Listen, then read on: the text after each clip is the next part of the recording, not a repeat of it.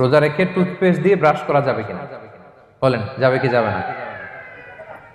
যাবে, কে কে হাত তুলুন তো দেখি। হ্যাঁ, মাত্র একজন, দুইজন, তিনজন, চারজন, পাঁচজন, ছজন, দল ভারী হচ্ছে আস্তে আস্তে। হ্যাঁ, টুথপেস্ট দিয়ে ব্রাশ করা যাবে কি যাবে না? হুম, যাবে মাত্র পাঁচজন, আর যাবে না কয়জন দেখি? যাবে না, অনেকে যাবে না, অনেকে হাত তুলে নেই, ভাবছে কোন জায়গায় হাত তুলে কোন বিপদে পড়ি। চুপচাপ দেখি যে কোনটা জিতে। যাবে না? যাবে না, দল ভারী না? যাবে? এই সুন্দর বলছে, যাবে, কিন্তু না করাই ভালো। হ্যাঁ হ্যাঁ, যাবে।